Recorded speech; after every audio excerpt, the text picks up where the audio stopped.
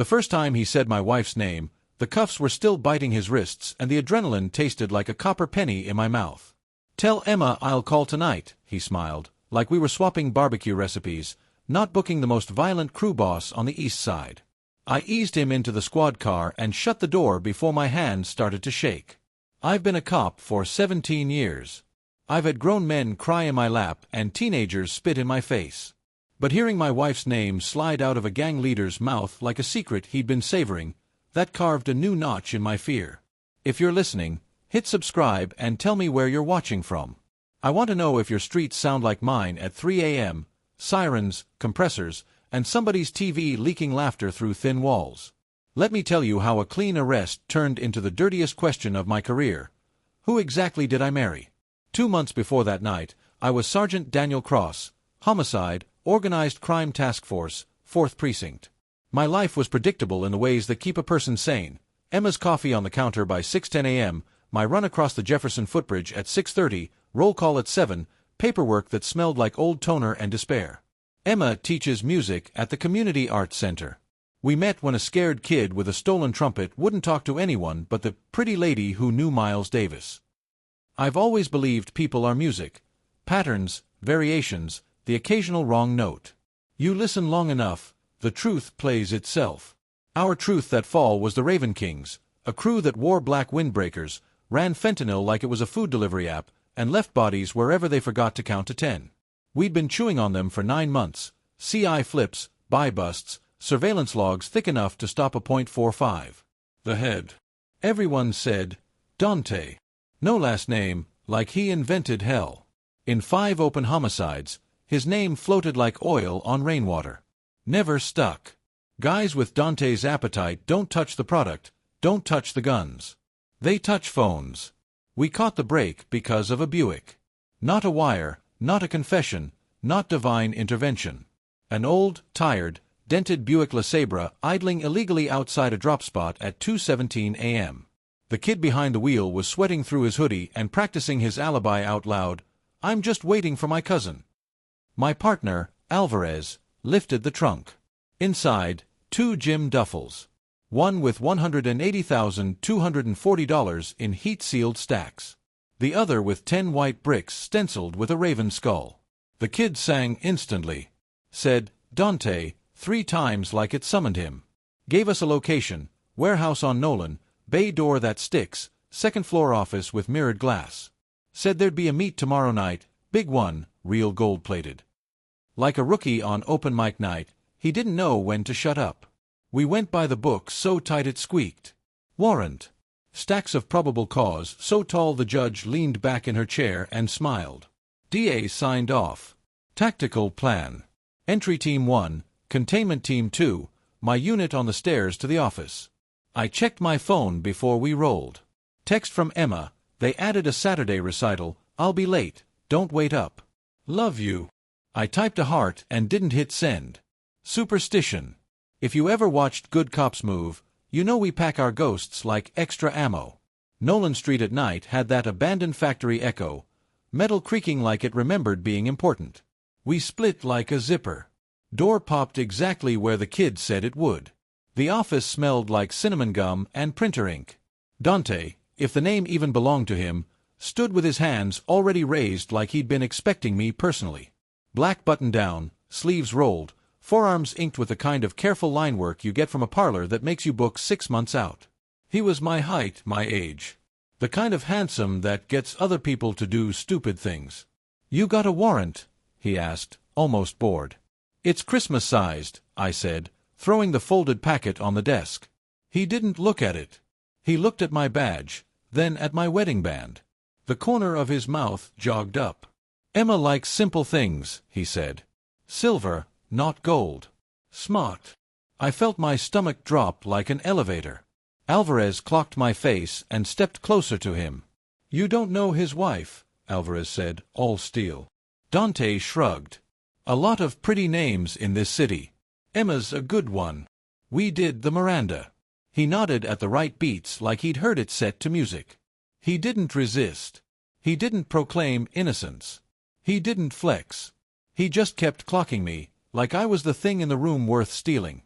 Anything on you that's gonna poke me? I asked, patting him down. Not unless the truth has edges, he said. Cute. We cleared the floor. 4 soldiers, 2 pistols, ledger that didn't look like a ledger, numbers written as chord progressions, C minor 7, D7, F13. I bagged it because patterns are music and music tells the truth. Down in the belly of the warehouse, we found the candy, the same Raven-branded bricks, shrink-wrapped like Christmas ham. The DA would eat well off this table. Rico loves neat stacks and pretty pictures. Booking at 3:11 a.m. is fluorescent and mean. If hell has a foyer, it looks like our intake. Dante never asked for a lawyer. He asked for a glass of water and said, "The fountain outside the community art center is broken again." Squeals like a clarinet when a kid doesn't cover the hole. Alvarez and I traded looks that could have cracked tile. The art center is where Emma works. Something cold crawled up my spine. I told myself this was a fishing expedition. He'd Googled me. Plenty of dirt on cops online. But there was a scrape of specificity, like a fingernail under the paint. I processed him anyway. Fingerprints. Photos. He smiled in profile like he'd practiced it. I typed his info on the case sheet under alias, Dante, UNKLNU. Real name would come. It always does. Men like him think names are armor. They're really receipts. I should have gone home after shift. Instead, I sat at my desk and listened to the building breathe. Sometimes, if you sit quiet enough, paperwork starts confessing. The ledger stared back. CMIN 7, D7, F13. C equals 3. Minor means minus. I took a pencil and played math on the margins until numbers bled out of the chords. Quantities. Drop times. Half the city was written in fake jazz. Whoever wrote it spoke both languages, music and crime. I thought about the kid with the stolen trumpet. I thought about Emma's hands correcting a student's posture, gently, like truth lived in the spine. At 5:02 a.m., Alvarez slapped 2 styrofoam coffees on my desk and sat without a word. The squad room window showed a sky the color of a healing bruise. "You gonna tell me why he knows your wife?" he asked finally. "He doesn't," I said, and my voice did the thing voices do when they don't believe themselves. My phone buzzed. Unknown number. I let it ring into voicemail, triggered transcription out of habit. The words appeared like they had been waiting. "Sergeant Cross, this is Detective Hahn from Narcotics. We pulled a cell off your Nolan Street arrest. It's encrypted to the moon, but the last 3 texts before it went dumb were to a contact saved as E.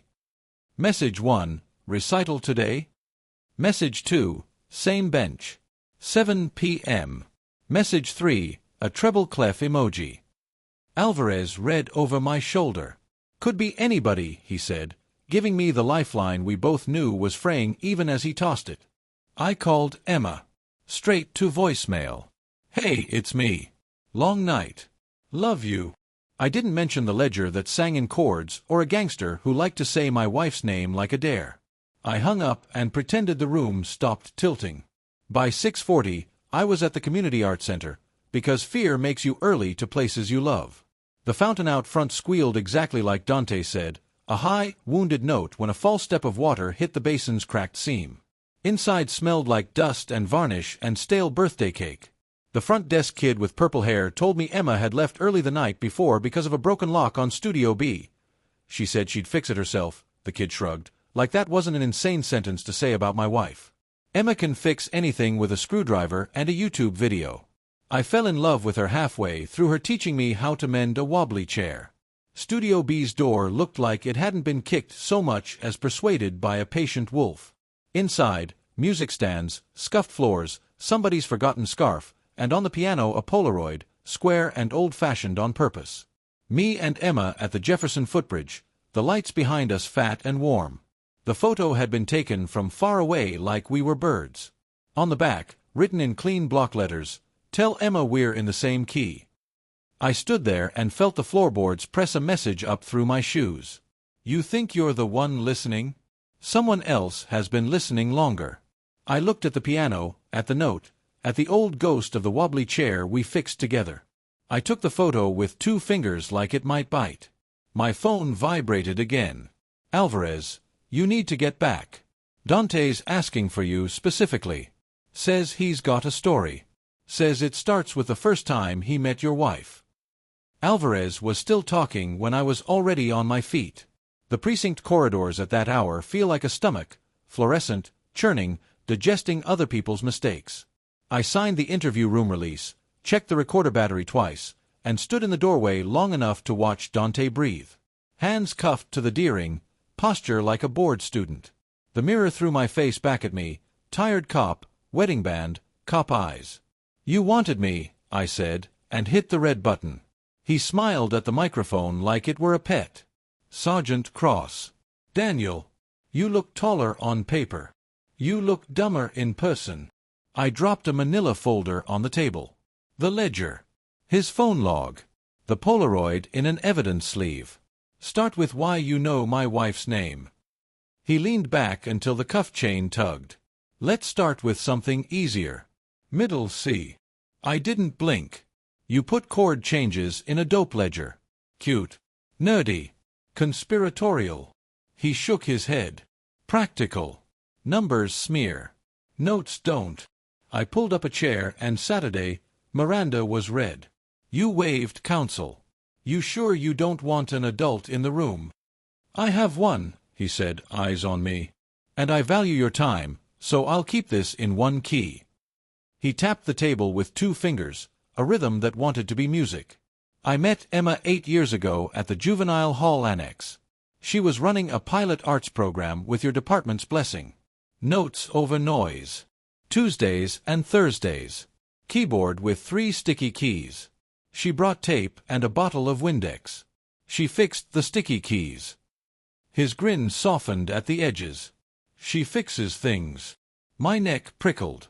Emma had mentioned a jail program once, in passing, like a memory that didn't want to hurt me. "You were in juvie." "Visitor," he said. "I wasn't booked." "Yeah. I was there to talk to a kid I believed in." He refused to talk to me. He played the same 5 notes until she put her hand over his and showed him the difference between pretending and listening. First time I saw someone use a metronome like a persuasion device. He tilted his head. "Your wife has tempo. You're telling me you learned jazz from my wife and then used it to traffic poison."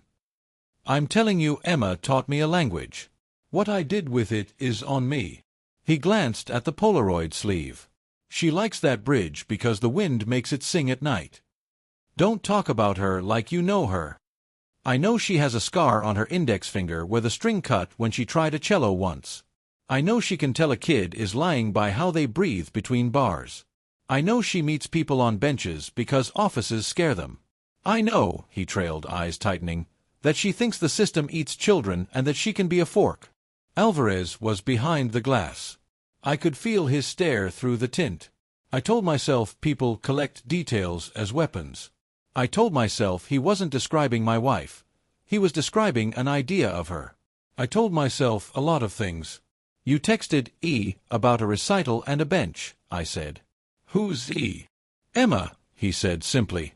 "Who else would deserve a whole letter?" The lie I wanted to say got stuck behind my teeth. "You're claiming contact. I'm going to need dates." He shrugged, eyes flickering to the recorder. "Clock started when your department partnered with the Arts Center to keep first-time offenders from becoming customers. Your command approved it. Some of your brass did photo ops. You can pull the press releases, they're adorable." "Don't try to dance this righteous," I snapped.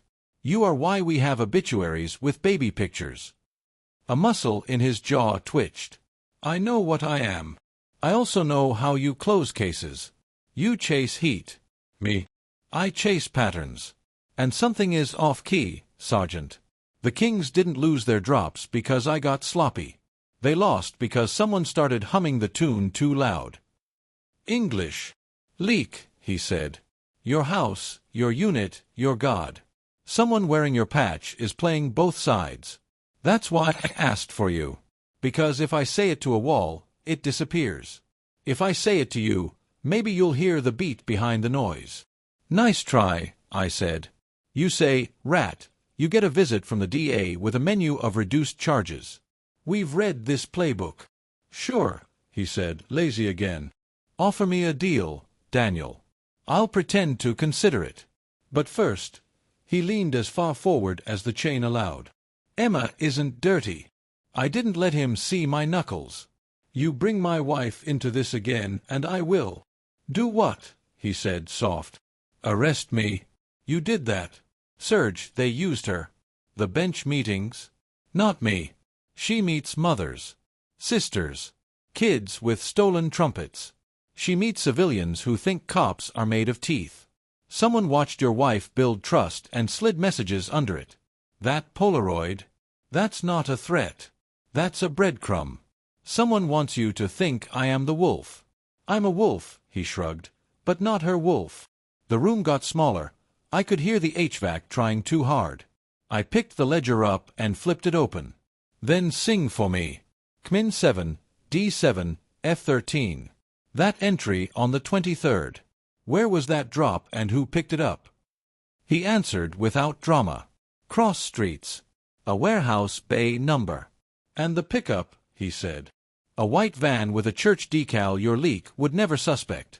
Guess whose unit waved it through a stop on I-9 that same night? I kept my face still, but the date hit like a falling file. We had a traffic detail on I-9 that night. They waved through 27 vehicles. One was a white van with a fish symbol, broken taillight noted, warning given. I'd seen the log because I see everything. Names, I said. Don't know the badge, he admitted. That's not my turf. I read beats. Not instruments. Convenient. It's the truth.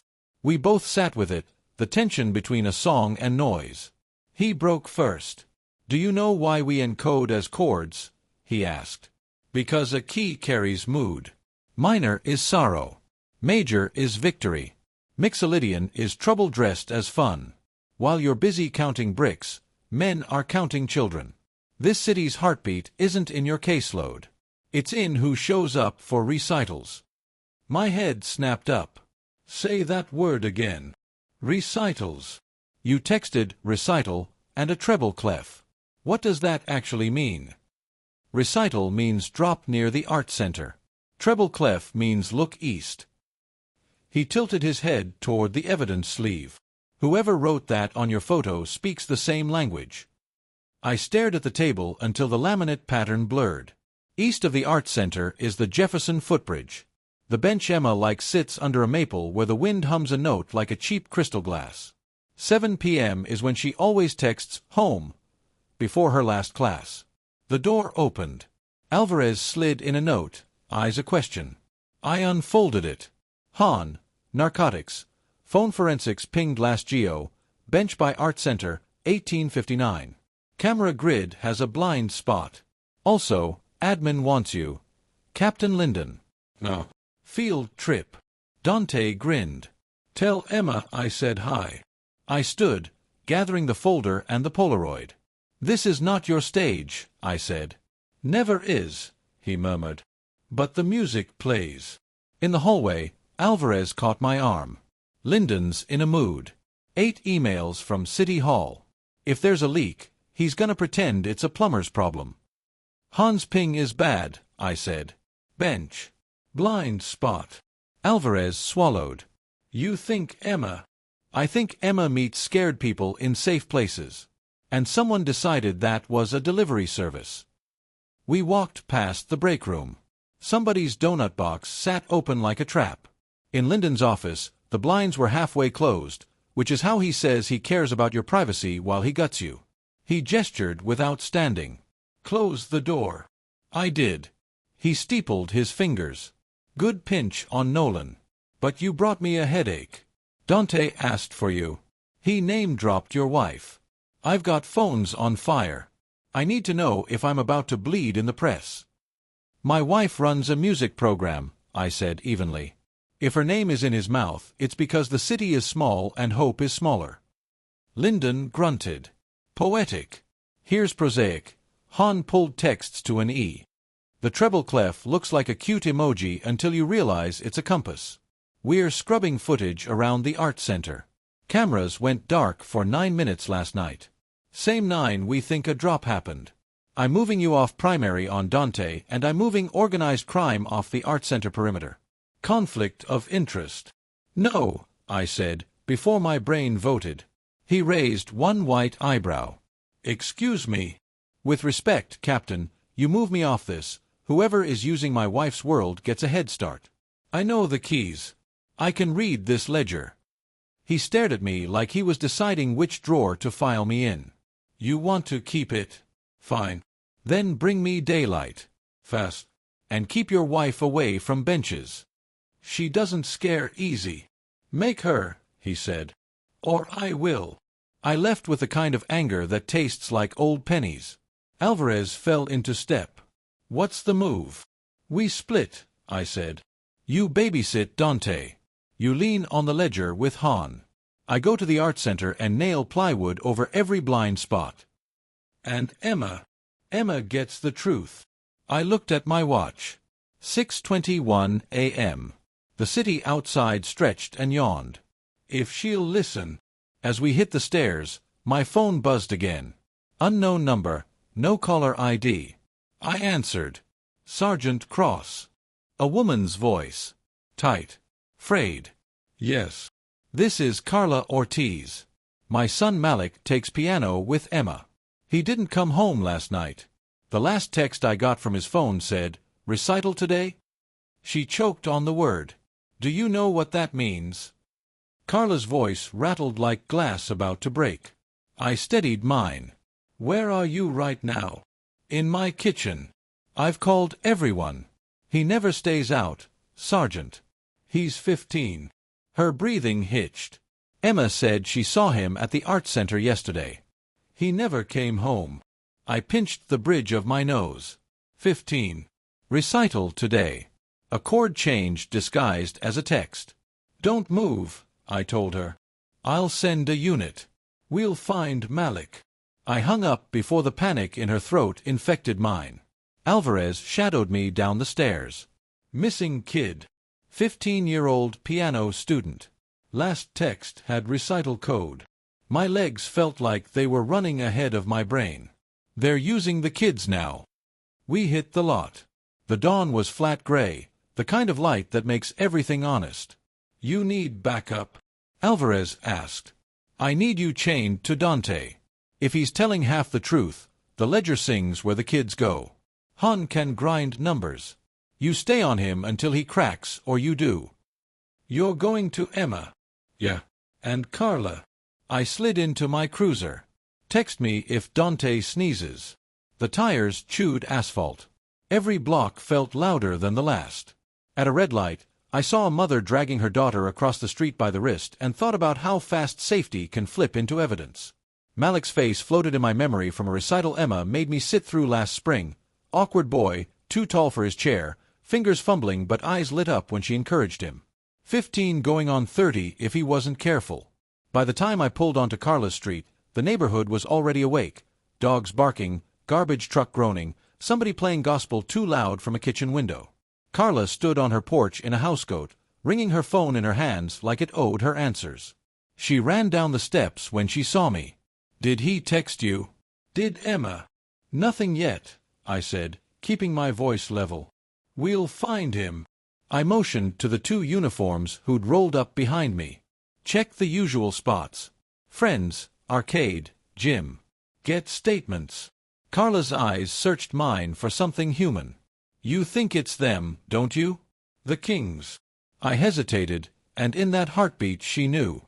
Mothers always know when you're lying. Her mouth trembled. God help us. I will, I said. The words felt heavy but true. I drove to the art center next. The fountain squealed like an animal being skinned. Studio B's broken lock had already been replaced, shiny brass in cheap wood.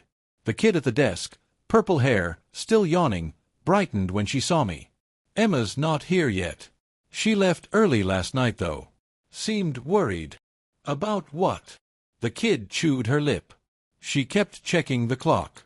Said she had to meet someone. A student, I think. She had a folder with music sheets, but it looked heavy, like files. Said something about bench. I walked the hall, every scuff mark suddenly sinister. In Studio C, I saw chalk dust on the floor spelling out what could have been a careless doodle. But the shapes were deliberate, 2/8 notes tied together. Underneath, scrawled in a rushed hand, E7 p.m. Someone had been here who spoke the same coded language. My phone buzzed. Alvarez. I answered before the first ring died. Talk. He's humming, Alvarez said. Literally humming. Same 3 notes. Over and over. Which ones? C, E-flat, G. C minor, I muttered. The first chord in the ledger. What's he saying? He's not. Just smiling. I told Alvarez about Malik. Silence stretched. Then, if the kid's in this, Dante knows. He's playing you with sheet music. Keep pressing him. I'll find Emma. I hung up and dialed her. Straight to voicemail again. This time I left more than love. Emma, it's bad. Call me right now. My voice cracked, and I hated how it sounded. The bench by the bridge was 20 minutes from the center. I parked 3 blocks away and walked. Morning commuters swarmed, headphones in, eyes blank. Nobody saw me as anything but a tired cop. Good. I needed invisibility. The maple tree loomed ahead. The bench was empty. No Emma. No Malik. Just a folded piece of paper weighed down by a stone. I lifted it. A photocopy of Malik's school ID, grainy black and white.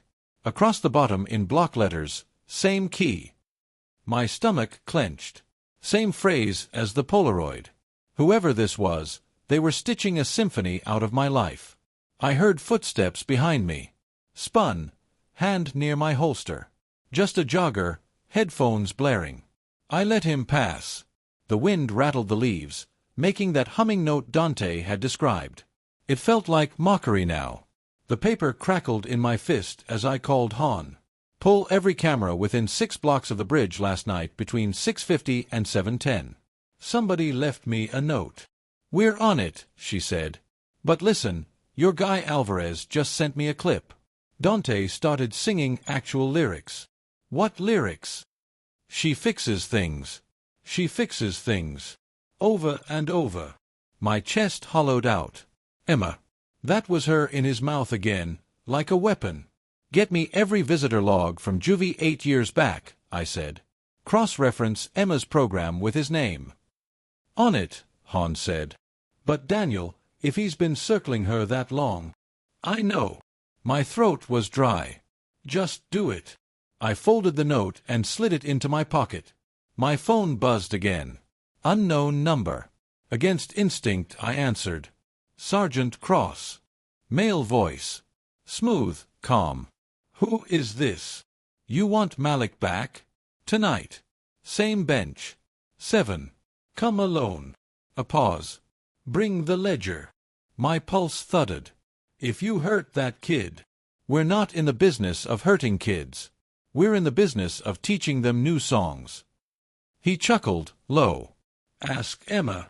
The line clicked dead. I stood there with the maple humming and the river carrying secrets. The world felt tilted. Emma hadn't called me back. A boy was missing. A gang leader in my custody was crooning my wife's habits like love songs. And someone wanted the ledger badly enough to barter a child for it. When I got back to the precinct, Alvarez met me at the door. He's still humming. But he slipped. Said, tonight, same bench before he bit his tongue. My blood iced. He knows. Knows what? That they have Malik. And maybe more. I grabbed Alvarez by the shoulder. We have 12 hours to crack this key before a recital no one wants to attend. In the interview room, Dante looked up at me with those patient predator eyes. How's the maple this morning, Daniel? Did you like my note? You said, generate part 4, 5,000 characters, no headings. ChatGPT said. The interview room smelled like burnt coffee and metal sweat. Dante sat the way men sit when they believe they own the space, even with steel on their wrists. His smile was a knife wrapped in velvet.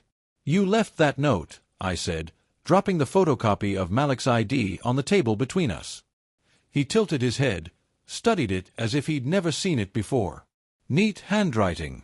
Too neat for me. Then who? My voice came out sharper than I wanted. Who's playing me with your chords? Dante leaned forward until the chain rattled. That's the question, isn't it? But you already know the answer. It's someone close enough to your house to hear the melody. I told you, Sergeant. Leak. I slammed my hand down on the photo, hard enough to sting. A boy's life is on the line. You keep circling with riddles, and I swear. He didn't flinch. Threats are percussion. Loud, but not music. You want harmony. Listen. You think this is about me. It's not. I'm a conductor at best. Someone else writes the score. Someone who knows your wife, your precinct, your routines. His smile thinned. And they're using you as the refrain. Behind the glass, Alvarez shifted. I caught his reflection in the mirror, arms crossed tight, jaw locked. He wanted me to walk out, to cool down, but walking out meant leaving Dante with the last note, and I couldn't stomach that. Who took Malik? I demanded. Dante's gaze didn't waver. Whoever has the ledger. Or whoever wants it badly enough to think you'll trade. Which crew? He exhaled slowly, like he was savoring the suspense. Not Kings. Not Ravens. Bigger. Older. Think symphony, not garage band. My phone buzzed in my pocket. I stepped out, leaving Alvarez to watch. In the hall, I checked the screen. We pulled visitor logs from Juvie, she said. Dante wasn't lying. He was on record as a community liaison 8 years ago. Sponsored visits. Not official, but he got in. Same days Emma's program ran. My chest tightened. How the hell does a future gang boss get clearance to visit minors? Front organization, Han said. Non-profit shell. Youth mentorship. Looks clean on paper. Probably had half the city council shaking his hand back then. I rubbed my temples. Emma had walked into that place to save kids. Dante had walked in under the same banner, different gospel. Their paths crossed, whether she knew who he was or not. Han lowered her voice. Daniel, it gets worse. One of those days, surveillance caught them both in the same room. No audio, just video. He's watching her teach a kid scales. He doesn't take his eyes off her for 40 minutes. A chill slid down my spine. Send me that clip. Already in your inbox. I pocketed the phone and went back in. Alvarez gave me a look. What now? I ignored it and sat. You watched her, I said to Dante. His grin flickered. She's worth watching. She never told me about you. Maybe she didn't remember. Maybe she didn't want to. Or maybe she knew her husband would choke on the truth. My fist clenched, but I forced myself to breathe. Truth is, you're obsessed. Truth is, you've been circling my wife like a vulture since Juvie. And now you're using a kid to get to me. He shook his head, slow. I don't touch kids. That's not my song. Malik isn't with me. He's with the ones who want you broken. The ledger is their sheet music, not mine. Names, I snapped. His eyes gleamed. You already know one. Check your precinct logs, Daniel. Who's always near the art center when she is? Who signs off on traffic stops with church vans? Who shows up with donuts at just the right time? The insinuation landed heavy. A cop. Someone wearing my colors. Before I could push, a knock on the door interrupted. Alvarez opened it, and Han stepped in with a laptop. She set it on the table and spun it toward me. The Juvie clip played, Emma, younger, hair tied back, laughing softly as she guided a boy's hands on the keys. In the background, blurred but unmistakable, Dante leaned against the wall, watching like he owned the air. My throat tightened. Seeing him in the same frame as her made my skin crawl. Dante's voice cut the silence. See? I didn't lie. I never lie about music.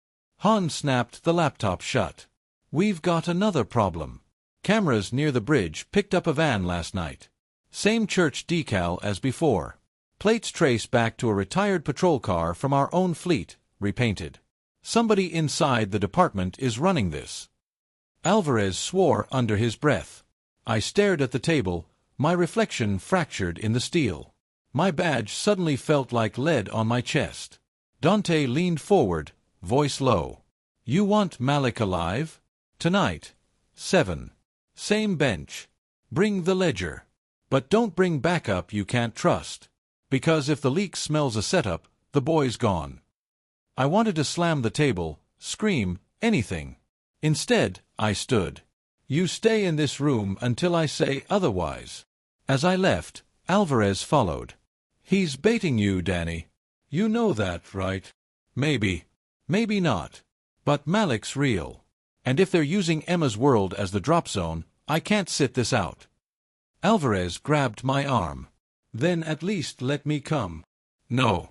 If there's a leak, I can't risk it. You keep Dante breathing. That's the only leverage we've got. His jaw worked, but he nodded. You pull this solo, you call me every 5 minutes. Understood. Understood.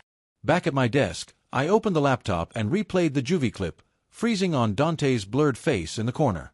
Then I zoomed in on Emma's smile, the one she saved for scared kids, the one that had hooked me years ago. Had she recognized him? Had she known? Or was she just doing what she always did, fixing broken notes without seeing the wolf in the room? The clock read 4:12 p.m., less than 3 hours until the bench. The ledger sat in my drawer, heavy with secrets.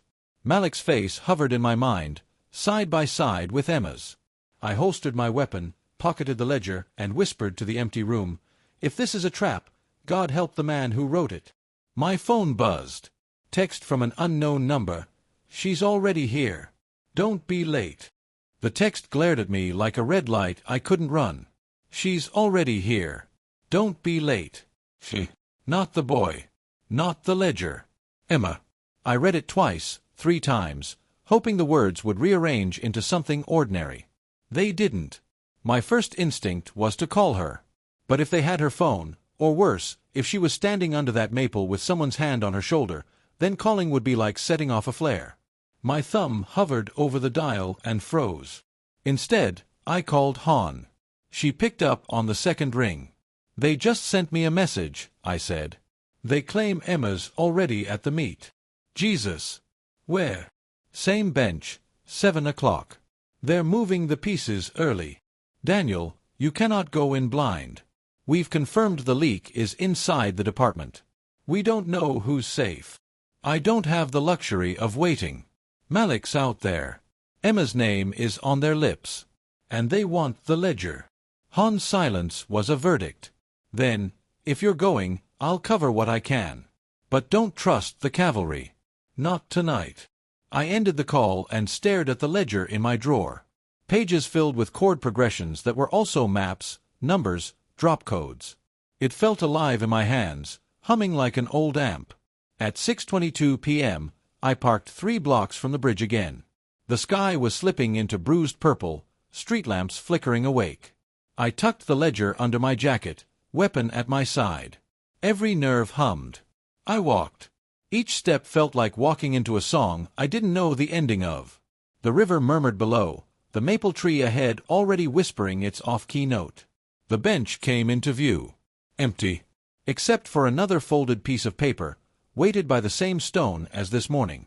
I picked it up. Malik this time, not a photocopy, but a fresh Polaroid. He sat in a chair, eyes wide, a blindfold pushed up onto his forehead like someone had just removed it. He wasn't hurt, not yet. Across the bottom, change key. A rustle behind me. I spun, gun out. "Easy," a voice said. A man stepped from the shadows, hands visible.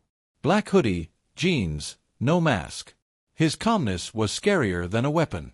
"You cross?" he asked. "Depends who's asking." He nodded toward my jacket. "Ledger. Not until I see them. You'll see them when you play along." His tone was casual, like we were negotiating lunch, not lives. "Different key tonight. Different stage. You bring the book, you get the boy. And maybe your wife, if she's smart."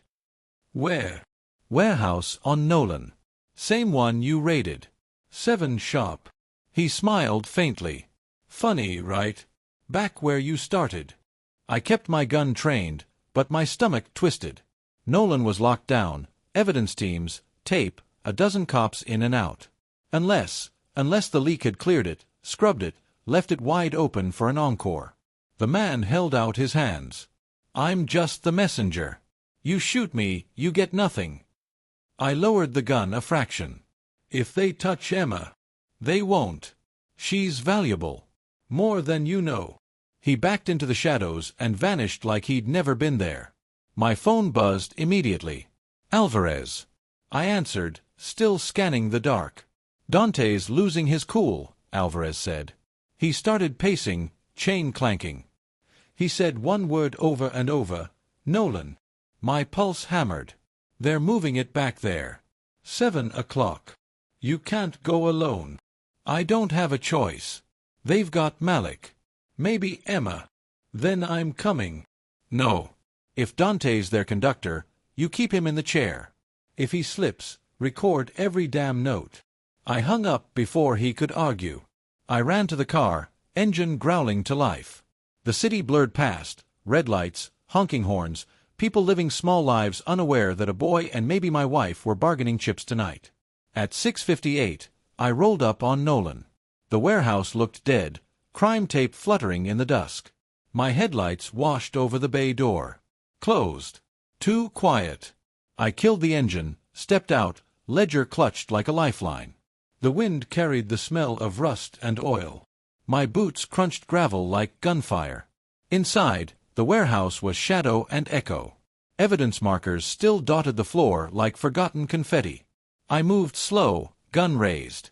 A voice drifted from the office above. Smooth, theatrical. Sergeant Cross. Right on time. I climbed the stairs, each creak a countdown. The office door was ajar. Light spilled out, harsh and yellow. Inside, Malik sat tied to a chair, blindfold off this time. His eyes snapped to me, desperate. He was alive. And next to him, standing calm as if she belonged, was Emma. Her hands weren't bound. Her expression wasn't fear. It was something worse, something I couldn't read. Daniel, she said softly, you shouldn't have come. The ledger felt suddenly heavy in my grip. My voice barely worked. Emma, what the hell is this? Behind her, the man in the hoodie stepped into the light, smiling. Change key, Sergeant. You brought the book. Now let's see if you can keep up with the music. Emma's eyes flickered between us, and I saw it, the recognition, the guilt, the secret she'd carried like a second heartbeat. And I knew in that instant that Dante had been telling the truth. This wasn't about him. It was about her. Emma stood there, the fluorescent hum filling the silence between us. Malik's shallow breaths were the only other sound. My hand twitched near my weapon, but it wasn't the boy I was afraid of losing, it was her. Emma, I said again, louder this time, like volume could rewind the last 10 seconds. Tell me this isn't what it looks like. Her jaw clenched, eyes darting to the ledger in my hand. Not to me. Not to Malik. To the book. The man in the hoodie stepped closer, casual, like we were old friends. She told you not to come, he said. But you never could resist being the hero. Shut up, I snapped. My eyes stayed locked on Emma. Talk. Right now. She finally looked at me, and I hated the familiarity in her gaze, like she was still my wife, still the woman who fixed broken chairs and smiled at scared kids. Daniel, please. You don't understand. Make me, I said. Because right now, all I see is my wife standing free while a boy's tied to a chair. The hoodie man chuckled. She's not your enemy, Sergeant. She's the reason that boy isn't in a ditch somewhere. She's the reason a dozen more like him are still breathing. Emma's been protecting them for years. Protecting. The word hit like a fist. Emma's voice cracked. I never wanted you to find out this way. The kids from my program, the ones who slipped, who got caught up, they didn't have anyone. The cops saw perps. The gangs saw profit. I made deals. I kept them alive. My throat burned. Deals. With them. They listened to me. I made sure the Kings didn't recruit my students. I got them out of drops, out of corners. Sometimes that meant passing messages. Codes. Ledger entries. It was the only way to keep the kids off their radar. The ledger trembled in my hand. You were their messenger. Her eyes filled but didn't break. Their translator. I used the music because it was ours. I thought if I dressed it in chords, I could control it. I could keep it small. But Dante, he twisted it. He made it bigger. And then the others came. The hoodie man smiled, sharp as a blade. Bigger, older, like I told you. Emma wasn't working for us. She was working with us. She gave us a language your people couldn't crack. Until you. My vision blurred at the edges. 15 years of marriage, and I was just now realizing my wife had been a shadow between the lines. Malik whimpered. That snapped me back. I raised the gun, leveled it at Hoodie. Untie the boy. No. He didn't flinch. Ledger first. I shifted the aim toward Emma. My hands shook, but my voice was steady. Emma, move. Get him out of that chair. Her breath hitched. Daniel, if you give them the ledger, they'll let him go. How do you know? Because I've done this before. The room tilted. She said it like a confession, like it was supposed to make sense. The sound of gravel crunching outside snapped all our heads toward the window. Tires skidded. Doors slammed. Voices. Multiple. Fast. Back up. No. Not mine. The wrong kind of cadence. Emma went pale. You weren't supposed to bring anyone. I didn't, I said. The hoodie man swore, yanked a pistol from his waistband. Change of plans. Wrap it up. The office door burst open. 2 men with masks stormed in, rifles raised. They scanned the room, eyes landing on me. Ledger, one barked. I tightened my grip on the gun, my body a wire ready to snap. If I fired, Malik was in the crossfire. If I froze, Emma was complicit. Emma stepped between us, hands raised. Stop. He has it. Just let the boy go. Her body was a shield. For me or for them, I couldn't tell. The taller masked man sneered. You've been sloppy, Emma. He wasn't supposed to know. Something in her face cracked. Guilt, rage, exhaustion. He was never supposed to be part of this. The shorter one grabbed Malik's chair, dragging him toward the door. The boy kicked, screamed, useless. I fired. One shot, clean, into the taller man's shoulder. He spun, rifle clattering. Chaos erupted, shouts, Emma screaming my name, Hoodie ducking. I lunged for Malik, shoving the ledger down my jacket. The shorter man swung his rifle, but Emma moved, too fast, too sure.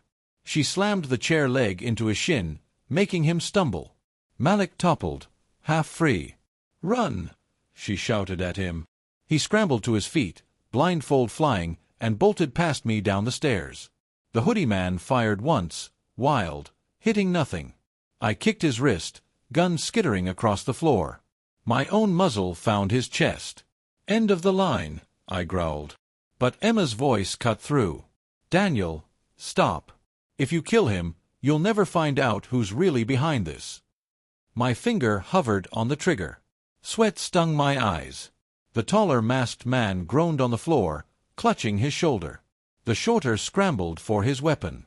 The room reeked of gunpowder and betrayal. Emma's hands trembled as she reached toward me, pleading. Please. He's not the leader. He's just another pawn. Don't lose everything tonight. Pawn becomes queen, I muttered, remembering Dante's first words. And then I heard sirens. Far, but coming fast. The masked men panicked. One bolted for the window, smashing glass, vanishing into the night. The other dragged himself after him, leaving a streak of blood. The hoodie man wheezed laughter, gun still under my boot. Too late, Sergeant. The real conductor's already playing. And your wife knows every note. Emma flinched like he'd slapped her. Shut up. The sirens grew louder, closer. I had seconds to decide. Cuff him, drag Emma out, chase the bleeding trail, or press for the truth that was burning holes in my chest. I leaned down, voice like steel. Then say the name. Who's pulling the strings? The hoodie man smiled, blood at his teeth. You already sleep next to the answer. Emma's breath hitched. And for the first time in 17 years, I realized I was afraid of the woman I loved. The sirens swelled, bouncing off the corrugated metal walls. Red and blue light smeared across the office window. Backup was here, but whose backup? My badge suddenly felt like a joke, a toy compared to the orchestra I'd just stumbled into. Emma stood frozen, tears carving silent tracks down her cheeks, but her eyes were locked on me, not the bleeding man at my feet, not the ledger under my jacket. Like she was waiting for judgment. "Daniel," she whispered, "please, don't listen to him." The hoodie man coughed blood, grinning through it.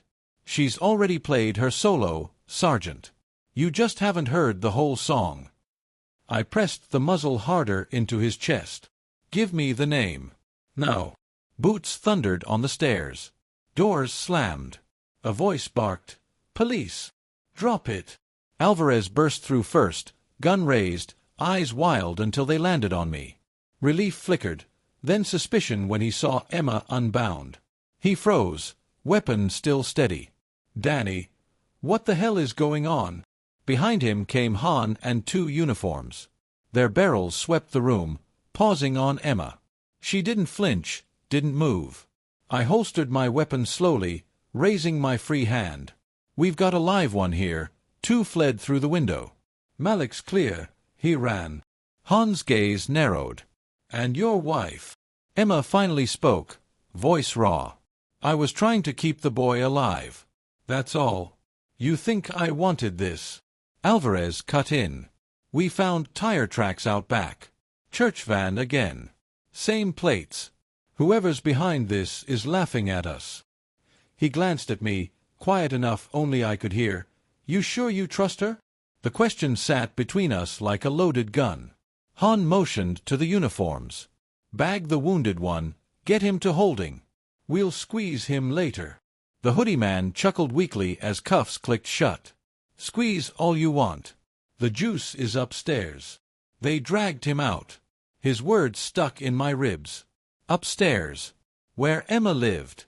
Where my life was supposed to be safe. Han turned to me. "Captain Linden wants a full debrief. Tonight.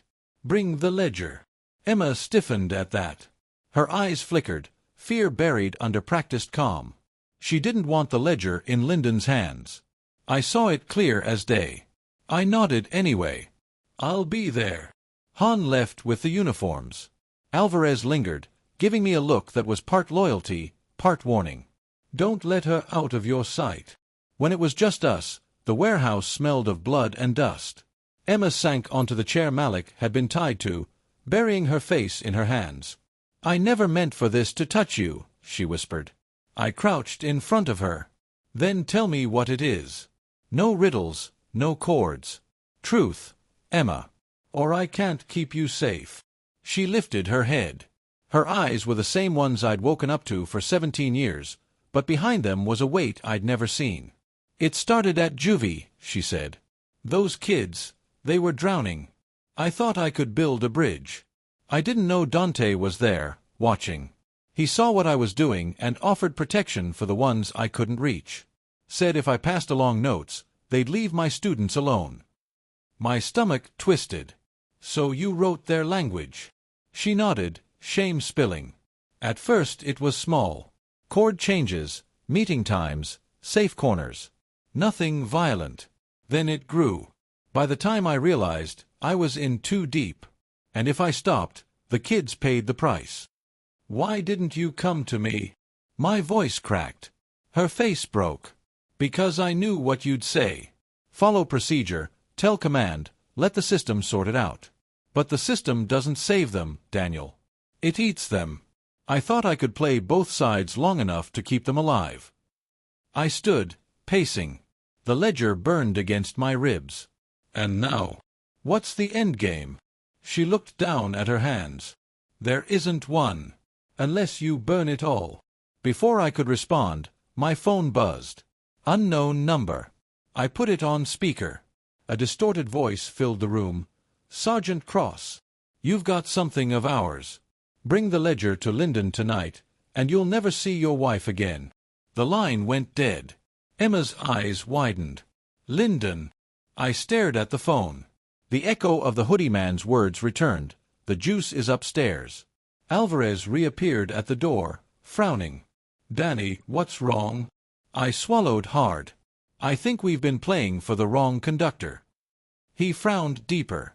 Lyndon, Emma whispered. He's been at every recital. Alvarez's jaw set. Then tonight's debrief is a setup. The clock on my watch ticked loud in the silence. 9:14 p.m. We were running out of night. I pulled the ledger from my jacket and slapped it onto the table. We don't bring this to Lyndon. We bring it to someone outside the orchestra. Someone who can burn the whole damn score. Emma's eyes flickered with something. Hope, maybe fear. The FBI. They were the only ones Dante couldn't touch. Alvarez nodded slowly. But if Lyndon's smells were moving around him, he'll bury us before sunrise. I gathered the ledger, holstered my weapon, and grabbed Emma's hand. Then we move now. Quiet. Because if Lyndon's the conductor, the recital isn't over. Her grip tightened around mine, trembling. For the first time, she didn't look like my wife. She looked like a witness. And I wasn't sure if I could protect her, or if I needed protection from her. We left the warehouse under cover of confusion. Han's team was still combing the lot, her voice sharp through the radio as she directed units to chase down blood trails. Alvarez kept his distance, eyes on me like a tether. Emma walked at my side, too quiet, every step echoing the weight between us. Back in my cruiser, the night pressed close. The city felt wrong, every corner a shadow, every light a spotlight. I gripped the wheel tighter than I needed to. Emma stared out the passenger window, fingers twisting in her lap. Finally, she broke the silence. If Lyndon's in this, there's nowhere safe in the department. Then we don't go to the department, I said. We go higher. FBI. Yeah. Han mentioned them circling. We call in clean. Emma shook her head. If Lyndon's been running this long enough, he'll have feelers there too. You can't trust a badge just because it's federal. Her voice cracked something in me. I'd spent my life believing the patch meant something, even if it was bruised. But she was right, the rot was deeper than the stitching. At a red light, I pulled my phone and dialed Alvarez on a secure line. He picked up fast. You still with us? I asked. Barely. Han's asking where you vanished. I told her you were escorting Emma home. She bought it for now. Don't tell her anything else, I said. Not until we know who's clean. You think Han's dirty? I think anyone under Lyndon's roof is suspect. Alvarez cursed under his breath. So what's the play? Quiet meet. Outside channels. There's a field office on East River, but I don't trust walking through the front door. We need someone who owes me. He paused. Martinez. The name landed heavy. Special Agent Sarah Martinez. She'd worked a joint task force with us 5 years back. Sharp, stubborn, hated corruption more than most people loved air. I hadn't spoken to her since, but she owed me. Call her, I said. Tell her I'm bringing something nuclear. Off the books. Tonight. Done. Alvarez hesitated. Danny, keep Emma close. If what Hoodie Boy said is true. I know. I hung up. Emma turned to me, eyes wet but steady. Do you trust me? The question hit harder than any bullet. I stared at the road, the blur of headlights streaking past. I want to. But right now, I trust the ledger more than anyone. Her face crumpled, but she didn't argue. We reached the East River field office at 10:43 p.m. It was a squat brick building pretending to be dull. I parked in the shadows across the street. Alvarez texted, Martinez waiting. Side door. Alone. I looked at Emma. You stay here. Her grip shot out, clutching my arm. Daniel, please. Don't shut me out now. I pried her hand free. If you walk in with me, they'll see you as part of this. Let me try to keep one line clean. Her shoulders slumped. She nodded, silent. I crossed the street fast, keeping to shadows. The side door cracked open. Martinez stood there, sharp suit, sharper eyes. Same as I remembered. Cross, she said. You look like hell. Comes with the job. I slipped inside. She shut the door, led me down a hall that smelled of coffee and printer ink. In a small interview room, she gestured for the ledger. Let me see it. I hesitated. You promise me this doesn't end up on Lyndon's desk? Her jaw tightened. Lyndon? He's your captain. Answer the question. She studied me, then nodded. It stays with me. I slid the ledger across. She flipped it open, brows furrowing. Chord progressions. Codes. Drop schedules. Routes. Safe houses. My wife wrote them. Her head snapped up. Your wife. I exhaled hard. She thought she was protecting kids. It got bigger. Now someone's using it to move poison, and Lyndon's name keeps circling the drain. Martinez's face hardened. We've had whispers about a leak in your precinct for years. If it's Lyndon, this ledger is gold. She closed it. We'll need you under protection. Both of you. No, I said. They have a boy, Malik. He's bait. And if I vanish, they'll kill him. Martinez frowned. You want to walk back into the fire? I don't have a choice. Before she could argue, my phone buzzed. Unknown number. I put it on speaker. A distorted voice again. Sergeant Cross. Cute trick, running to the feds. But while you were busy, we moved the recital. If you want Malik breathing, midnight. The Arts Center. Studio B. The line clicked dead. Martinez cursed. They're watching you. Hell, they're watching me. That call was a warning. I rubbed my face. Midnight. Studio B. The place Emma had called her sanctuary. Then we set the trap, I said. Martinez leaned forward. You realize if Lyndon's dirty, showing up there could expose you both. He'll smell the setup. Good, I said. Let him come. I want to see the conductor. She gave me a long look, then nodded. I'll set surveillance, off book. You keep them busy long enough, we'll catch the players. When I walked back to the car, Emma was waiting, eyes wide. Well, they want us at the Art Center, I said. Midnight. Studio B. Her lips parted, trembling. That's where it started. I looked at her in the glow of the dashboard. For the first time, I didn't see my wife. I saw the key to a song I hadn't chosen, one I couldn't stop. Then that's where it ends, I said, and started the engine. The drive to the Art Center felt like one long heartbeat. Midnight was creeping close, the streets thinning, shadows stretching. Emma sat beside me, silent, her hands knotted in her lap.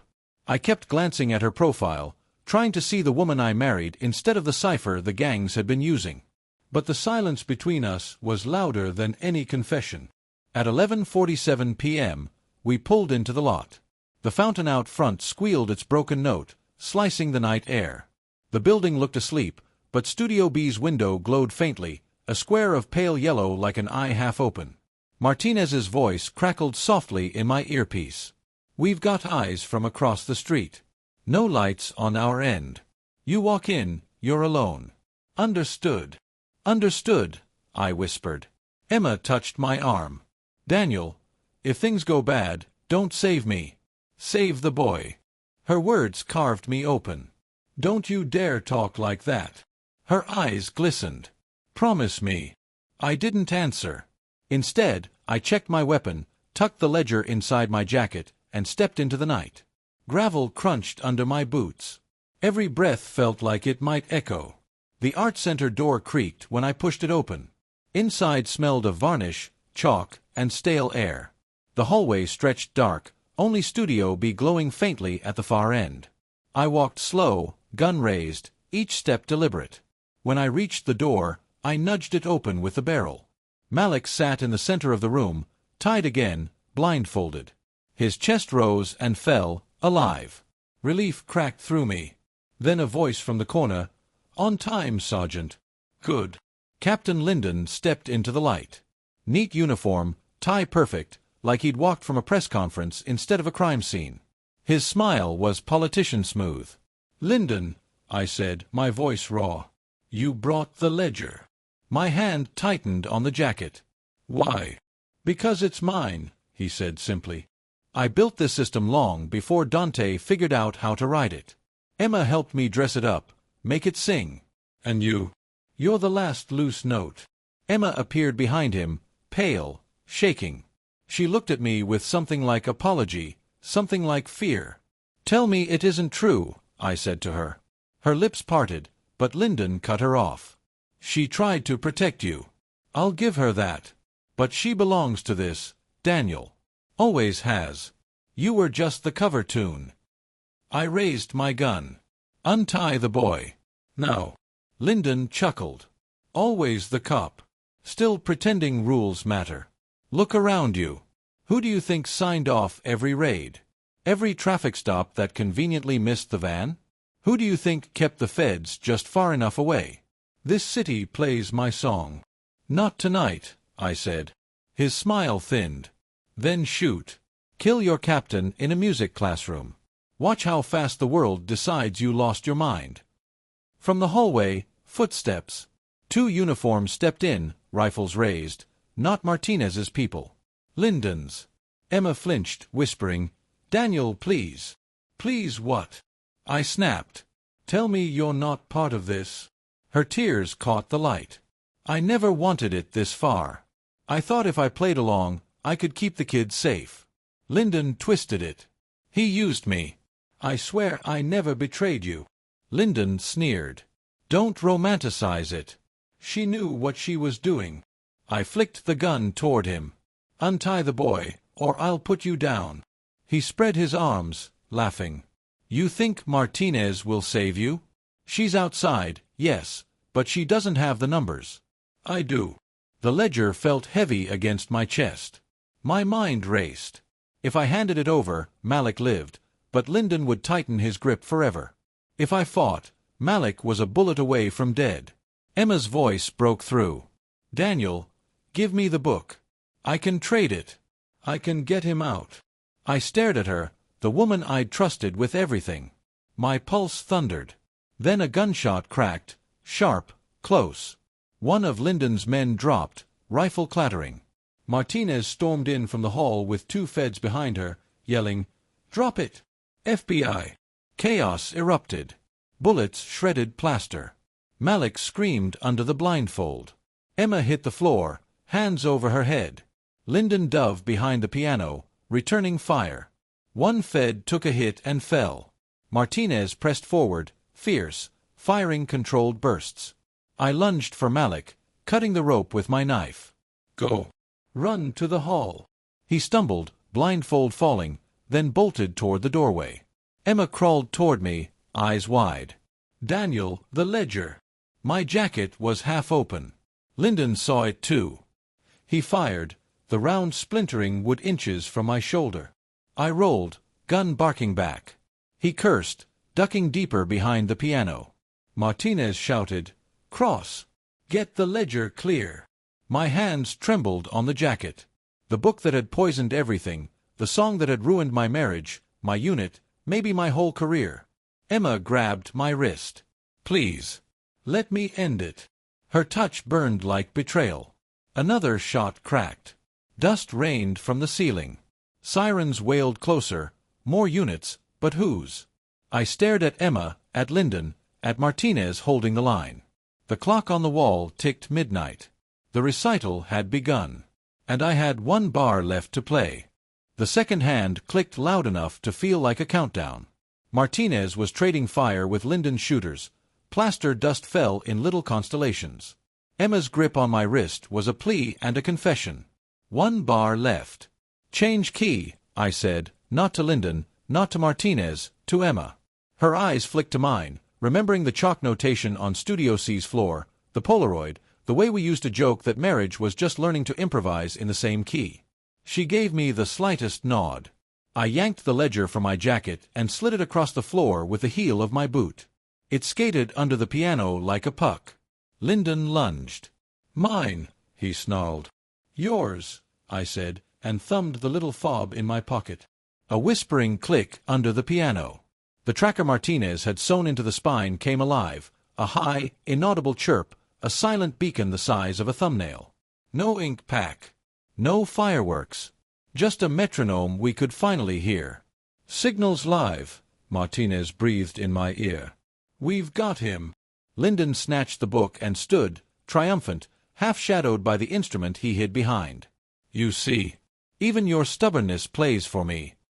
He reached for Emma, fingers hooking her arm as shield. She didn't recoil. She slipped her hand behind the piano bench and grabbed the heavy old wooden metronome that had lived in Studio B longer than either of us. She met my eyes one last time. Keep time, they said. Then she whipped the metronome into Lyndon's temple with a crack that silenced the room for a beat. He reeled, the ledger pitching from his hands. I fired. My round took him in the shoulder, spinning him to the floor. Martinez surged, feds flooding through the doorway, rifles barking a final punctuation. The two uniforms with Lyndon dropped their guns like they'd just woken up from a bad dream. Captain Edward Lyndon, Martinez said over the ringing in all our ears, voice razor steady, you are under arrest for racketeering, conspiracy, obstruction, and about 30 other sins I'll enjoy reading to you later. Lyndon tried to sneer and coughed up red instead. You're too late. You can't cut out music that's already in the bones. Martinez toed the ledger with her boot, bagged it, and held it up to the camera in the corner I hadn't noticed until now. Watch me conduct. The room exhaled. Malik sobbed in the hall, alive and shaking. I went to him, pulled him into my arms like he was my own. You're okay. You're okay. He nodded against my chest, a kid trying to be a man, and I thought of every bench Emma had sat on so boys like him could survive one more measure. My phone vibrated. Alvarez. I answered, still staring at Emma across the wreckage. Tell me something good. You want weird instead? Alvarez said, breathless. Dante just handed me 3 names, 2 accounts, and a map to a stash house. He said, and I quote, tell Daniel I told the truth. Tell Emma I'm sorry I ever liked her smile. Then the U.S. Attorney's office called. They had a sealed file. Cross, Dante's been a registered CI for 18 months. Deep. Martinez just got the flag. She's confirming. I leaned against the doorframe. The ceiling seemed farther away. You're saying? It turned out he was our informant, embedded to smoke out whoever your conductor was. Alvarez paused. He mentioned your wife to make you look up. To make you see. I closed my eyes. The first time he said her name, I thought it was a threat. It had been a flare. Keep him breathing, I said. He gets to play his last set in a courtroom. Copy that. I hung up and found Emma watching me. There was blood on her wrist from the metronome splinter. Her hands shook finally, the adrenaline coming due. I didn't know about Lyndon at first, she said before I could ask. I swear. He started showing up at recitals to support the program. He courted donors, smoothed permits, told me the department believed in second chances. When the ledger grew teeth, he said he'd keep the worst of it away from my kids if I just helped with the language. By the time I realized his fingers were on every string, I was afraid if I stopped, he'd cut them. And you didn't come to me, I said, softer than I felt. I came to you every night and cooked dinner and asked about your day, she said, a ragged laugh breaking on the edges. I convinced myself that was enough confession to count. I'm sorry, Daniel. I am so sorry. Martinez approached, eyes flicking between us. I'm going to need her statement, she said. And then we'll need a lawyer, hers, not Lyndon's. Emma nodded. She wiped her face with the heel of her palm and looked at me, and for the first time that night, there was no performance in it. Just bone-tired truth. I'll testify. Against Lyndon. Against any of them. I'll wear a wire. I'll burn every bridge I built. Just don't let them touch my kids. They're not your kids, I wanted to say, but that wasn't true. Not the way she meant it. I looked at Malik leaning on the wall, swallowing sobs, looking at Emma like she'd fallen out of a storybook with a sword in her hand. I looked at the ledger in an evidence bag, at Lyndon bleeding into the cheap tile, at Martinez already on 2 phones, calling down a storm. We'll do it right, I said. The way it should have been from the start. She nodded, eyes closing for a second like prayer. The next hours were a blur of statements, ambulances, chain of custody signatures. Han arrived wild-eyed, furious and relieved all at once when she saw Linden in cuffs. Alvarez walked in with the tired swagger of a man who's watched the ground stop moving under his feet. He clapped my shoulder and murmured, "You play a mean closer, Cross." Dawn made the fountain out front look gentler than it deserved. I stood with Martinez on the steps, styrofoam coffee cooling in our hands. "You did good," she said without looking at me. "I arrested the wrong guy first," I said. "He had the right name and the wrong job description." She shrugged. "Ends and means. Dante's ledger will bury the network. Your captain goes first. The rest follow." "And Emma?" Martinez sighed, steam floating in the cold. "Accessory to conspiracy with mitigating circumstances. Cooperation buys a lot of grace. A judge will see the kids. A jury will see Linden. She won't walk, not completely. But she won't drown." I nodded. It hurt in a way I didn't have words for. Grief for a version of our life that never existed, not the way I thought. Before they took Emma downtown, she asked for a minute. We stood in Studio B, now crime scene clean, chalk dust smudged by boot prints, the metronome back on the shelf like it hadn't cracked a man's skull. "I love you," she said simply. "That part was always true." "I know," I said, "because that part was simple in a story that wasn't. I don't know what we'll be on the other side." "Alive," she said. "Maybe that's enough for a while." They led her away. Malik's mother arrived like a storm breaking. She crushed him to her chest and sobbed into his hair. He let her. Weeks later, after the indictments, after the press conferences where the city pretended it had never heard the tune, after Linden in a suit that didn't help him when the charges were read, I sat across from Dante in a federal interview room. No cuffs this time. He tapped the table in a lazy 4/4, eyes amused. "Told you I don't touch kids," he said. "You touched everything else," I replied. He smiled. "Half the city loves to dance, Sergeant. I just charged cover." His smile faded. "Tell Emma she fixed more than she broke." Not many of us can say that. I recorded his statement until my pen cramped. He gave us more than I expected, less than I wanted, exactly enough to close what needed closing. When the marshals took him, he paused at the door. "New key, Daniel." "C major," I said. He laughed. "Optimist. Good. Somebody should be. If you're still listening, if your streets at 3 a.m. sound like mine, sirens, compressors, somebody's TV trying to laugh us all to sleep, subscribe and tell me where you're watching from." I arrested the gang leader, and he said my wife's name like a curse. It turned out he was the flare that made me see the fire. The conductor was wearing my badge. The music still plays in the city, but I'm learning to hear the leak before it drowns the song. And when I do, I change the key.